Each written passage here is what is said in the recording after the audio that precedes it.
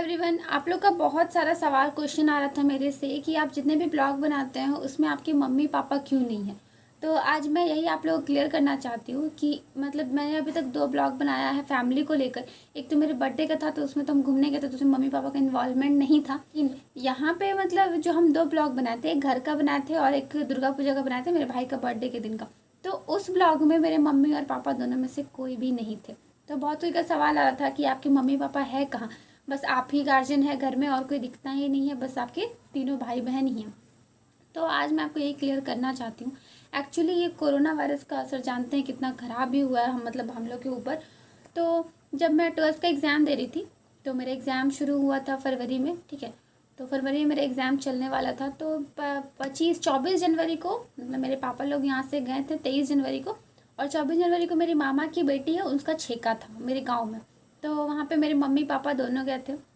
तो हम लोग को बोले कि एक दिन का बात है, बस छेका हो जाएगा तो उधर से रिटर्न आ जाएंगे। तो बोले हम लोग कि ठीक है, एक ही दिन का तो बात है, मैनेज कर लेंगे। वो लोग गए वहाँ पे और छेका भी हो गया। उसके दूसरा दिन पापा लोग जब उधर से लौट रहे थे, सैटरडे का दिन था और 25 जनवरी, उधर से लौट रहे थे तो पापा का एक बहुत ही खतरनाक एक्सीडेंट हो गया। और उस एक्सीडेंट में मतलब वो एक्सीडेंट पता नहीं बहुत ही अजीब हुआ था। ऐसा लगा था कि बस स्पेशली मेरे पापा के लिए ही हुआ है, क्योंकि उस एक्सीडेंट में मेरे पापा को छोड़ के किसी को एक खरोच तक नहीं आया। और ऐसा एक्सीडेंट ये भी नहीं है कि मेरे पापा का गाड़ी टकराया था, वैसा कुछ नहीं। मतलब एक ट्रक और एक मारुति होता है ना, उन दोनों में ब्लोरो, सॉरी एक ट्रक और ब्लोरो, इन दोनों में टक्कर हुआ था। और इन दोनों में टक्कर होने के बाद क्या हुआ था, जो ब्लोरो वाला को ट्रक वाला मारा था वो ब्लोरो वाला आके मेरे पापा को मार दिया, जबकि मेरे पापा खड़े थे साइड में बाइक लेके। और ऐसा मारा कि बस राइट वाले पैर का जो घुटना होता है वहाँ पे मारा, और उसके बाद फिर गाड़ी बैक चला गया। और मम्मी थी बाइक पे पापा के साथ, तो मम्मी भी गिर गई। लेकिन मम्मी को एक खरोच नहीं है, ना ट्रक वाले को एक खरोच आया ना ब्लोरो वाले को। बट मेरे पापा को जो यहाँ पे घुटना में मारा था बहुत ही कस के, तो वो मारा तो क्या किया, दोनों पैर पापा का पूरा मतलब जो घुटना से लेके नीचे तक का पैर है, जो एड़ी का पार्ट है और ऊपर का, वो दोनों अलग हो गया, एकदम साफ, एकदम लटक गया था।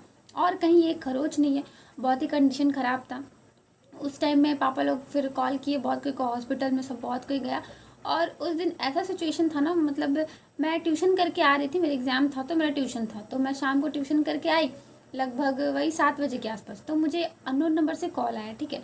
तो मतलब मेरे फैमिली मेम्बर से मुझे कोई इन्फॉर्म करना ज़रूरी नहीं समझा। सोचा कि ऑलरेडी हम लोग घर में बच्चे लोग को लेके हम लोग रह रहे हैं, सुनेंगे तो डर जाएंगे, अब होता है ना, अब सब वो लोग सोचे तो नहीं किए हमको इन्फॉर्म। तो दूसरे नंबर से कॉल आया और वो हम लोग से पूछ रहे थे कि बाबू तुम्हारे मतलब पापा ठीक है ना। तो हम बोले कि पापा तो ठीक है, लेकिन अभी पापा से आपका बात नहीं हो सकता क्योंकि पापा यहाँ पे है नहीं। तो वो हमसे अंकल पूछे ना कि पापा कहाँ है। हम बोले पापा तो गांव गए हुए हैं, सो हम लोग यहाँ पे, मेरी बहन का छेका था इसीलिए। तो उसके बाद वो बोले कि नहीं, हम हाल चाल पूछ रहे थे, तो पापा ठीक है ना। हम बोले कि हाँ ठीक है, कोई प्रॉब्लम नहीं है, ठीक है।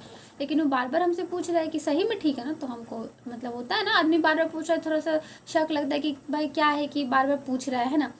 तो उसके बाद फिर हम गए, तो जैसे फिर हम रिटर्न तुरंत उनका कॉल कटा और हम तुरंत पापा को कॉल किया। हम जैसे ही घर में घुसे, चप्पल तक नहीं खोले थे, जैसे ही घुसे हमको कॉल आया गेट में ही। तो फिर पापा को कॉल किए, तो हम पापा से पूछे कि पापा सब कुछ ठीक है ना। एक अंकल कॉल किए थे कि मतलब पापा तुम्हारे ठीक है ना, आप लोग कब आ रहे हैं, हम ऐसे ही पूछे पापा से। तो पापा हमको क्या बोले कि हाँ सब कुछ ठीक है, तो हम लोग आज ही निकलेंगे और कल पहुंच जाएंगे। पापा हम लोग को नहीं बताना चाहे, सोचे कि बच्चा लोग डर जाएगा इसीलिए। तो फिर पापा नहीं बोले। लेकिन कुछ देर बाद क्या हुआ ना कि हमको बैक से ना एम्बुलेंस का आवाज़ आ रहा था, मतलब फ़ोन में, ठीक है। तो हम बोले पापा एम्बुलेंस का आवाज़ आ रहा है। तो पापा बोले कि हम लोग के पीछे पीछे एम्बुलेंस चल रहा है। देखिएगा पापा कितना मतलब हम लोग को कोशिश कर रहे थे नहीं बताने का। ऐसा कोई भी फादर होगा तो अब उनका बच्चा लोग जब अकेले कहीं और रह रहा है तो इतना बड़ा खबर देना किसी को भी मतलब सही नहीं लगेगा। ये कोई भी किसी के मम्मी पापा होंगे तो वैसा तो करे नहीं। तो वो हमको नहीं बताएं।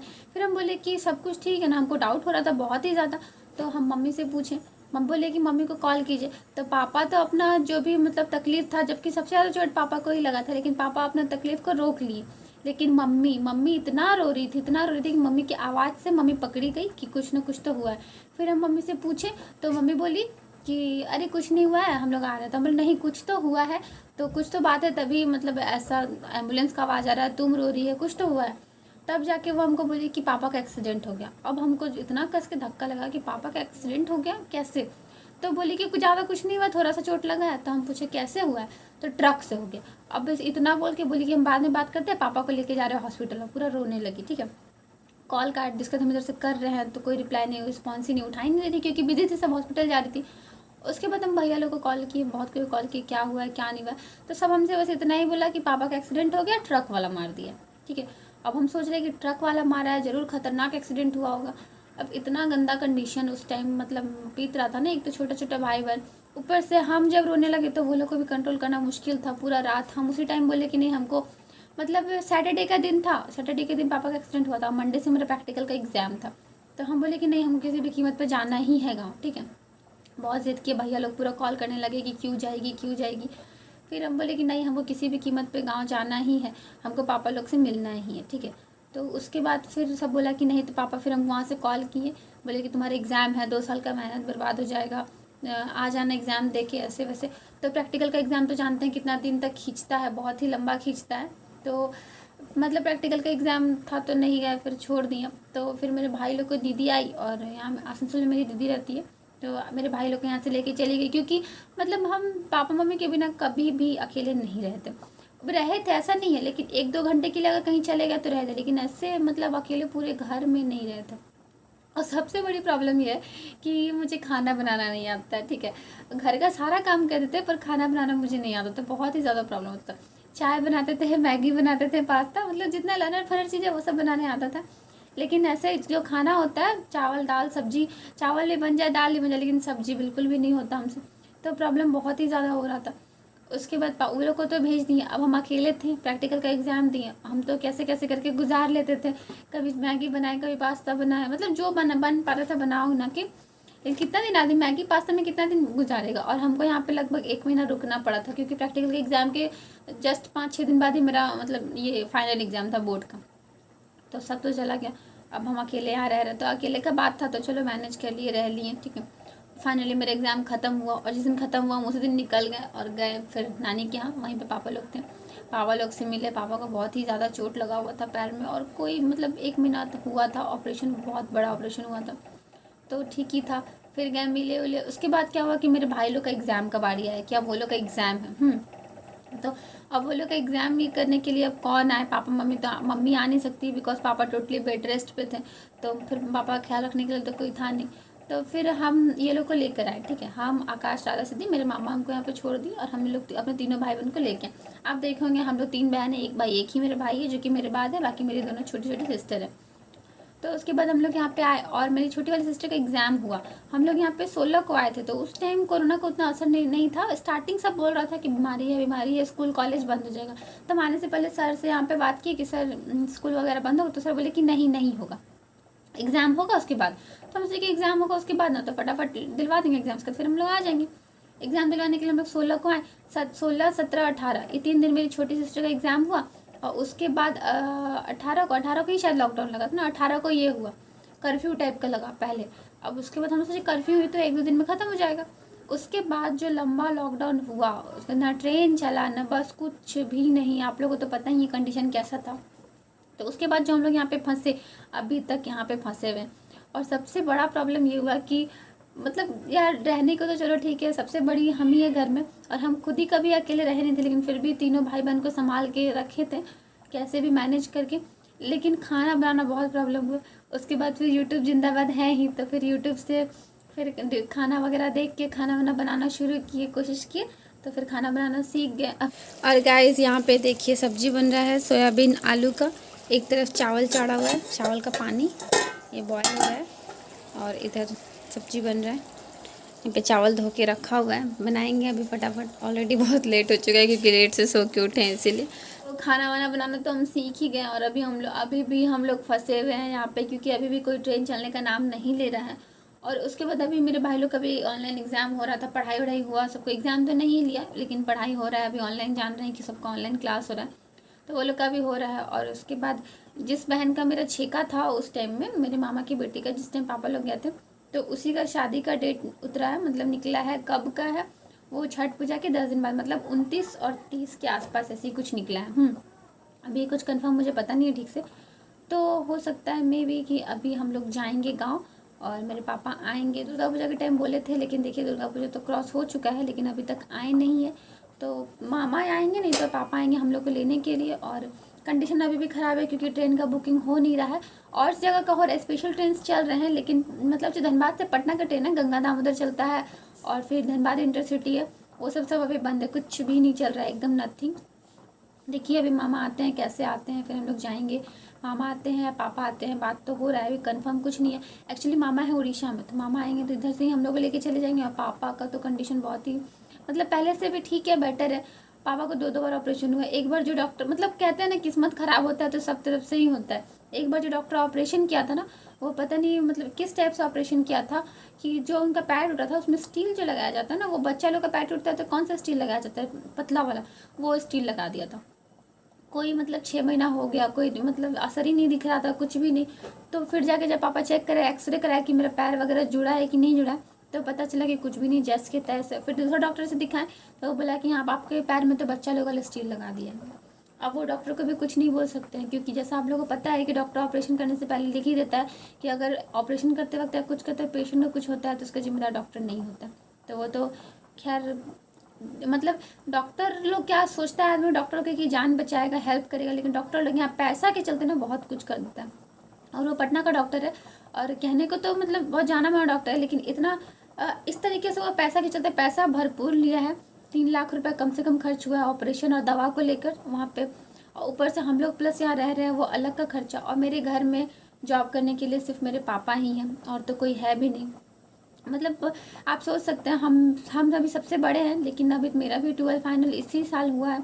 तो अभी तुरंत मेरे जॉब करना कोई पॉसिबल है नहीं, तुरंत जॉब मिलेगा भी नहीं। आपका पूरा फुलफिल क्राइटेरिया होना चाहिए, एटलीस्ट ग्रेजुएशन तो मांगता ही है। और गवर्नमेंट जॉब का तैयारी करेंगे तब तो वो भी अभी नहीं होगा। देखिए लगे हुए तैयारी तो कर ही रहे हैं। फिर भी देखिए प्रॉब्लम यहाँ पे ये है कि अब घर में सिर्फ एक ही है अर्निंग करने का सोर्स, बस पापा ही थे जो कि काम करते थे।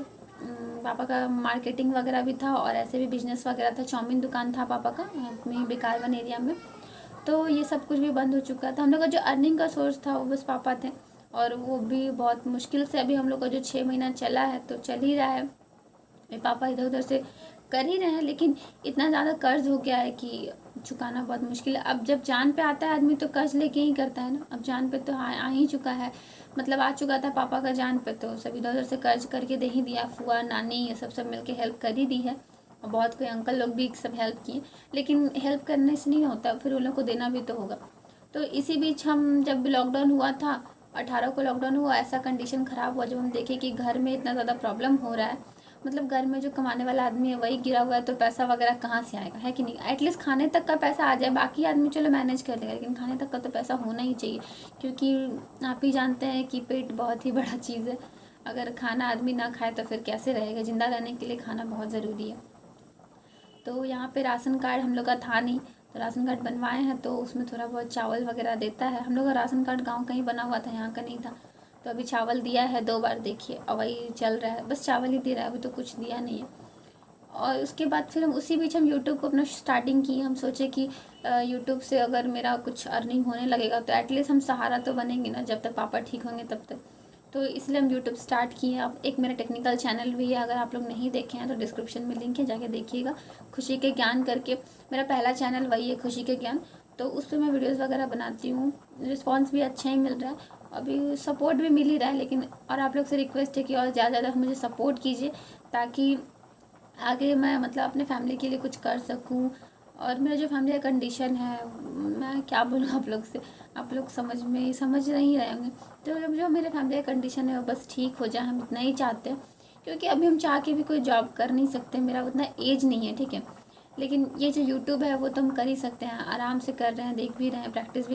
पीछे देखिए ग्रीन स्क्रीन लगा हुआ है, सब कुछ कर रहे हैं, ग्रीन स्क्रीन यूज़ करते हैं, वीडियोज़ वगैरह बना रहे हैं, मेहनत भी कर रहे हैं बहुत ही ज़्यादा। और यहाँ पे आप देख रहे हैं जो मैं माइक यूज़ कर रही हूँ, और जहाँ पे ग्रीन स्क्रीन है, ट्राइपॉड्स वगैरह है, ये सब मतलब बहुत ही मुश्किल से मैंने इकट्ठा किया है। जब इससे पहले जब ये था, कौन सा पूजा था ना लेडीज़ लोग का, तीज या कुछ, तो उसमें मेरे अगल बगल बहुत सारी आंटी लोग हैं, वो लोग मेहंदी लगवाई थी। तो नॉर्मली पहले हम जब मेहंदी लगाते थे किसी को तो पैसा वगैरह नहीं लेते थे, ठीक है। लेकिन इस बार जब लगाए हैं तो हम बोले कि चार्ज लगेगा, क्योंकि मेरे पास भी मतलब हम इतना मेहनत करेंगे आप लोग के लिए तो फिर कुछ तो बनता है। तो फिर जाके उसके बाद फिर हम सबसे पैसा लेना शुरू किए मेहंदी का। तो उस दिन पूरा सुबह से जो निकले थे 10 बजे, उसके बाद शाम के 7 बजे तक हम टोटली मेहंदी लगाएं। और उस बीच में मैं 2 दिन लगाए थे, उस दिन भी लगाए थे और एक दिन पहले से मेहंदी चल रहा था सेशन उसका, 2 दिन लगाएं।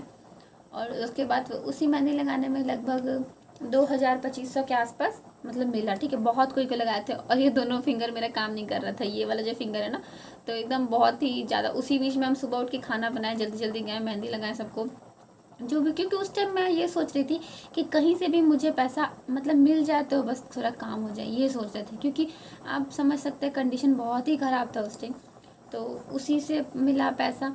तो मैं एक माइक खरीदी और एक ग्रीन स्क्रीन और ट्राइपॉड मेरे पास पहले से था। मैं जब टिकटॉक बनाती थी तो बहुत पहले मैंने एक ट्राइपॉड खरीद रखा था। तो वो ट्राइपॉड वो छोटा है, अभी मैं बड़ा लूँगी तो दिखाऊंगी आप लोग को। तो वो छोटा वाला ट्राइपॉड ही अभी यूज़ करती हूँ। तो दे अभी यहाँ पे माइक तो ले ली, क्योंकि माइक मस्त था, आवाज़ वगैरह बहुत प्रॉब्लम होता था और मेरे घर के बाहर नॉइज़ भी बहुत ही ज़्यादा रहता है, बच्चा लोग सब खेलता है ग्राउंड से, इसीलिए तो माइक लेना मुझे बहुत इंपॉर्टेंट हो गया था।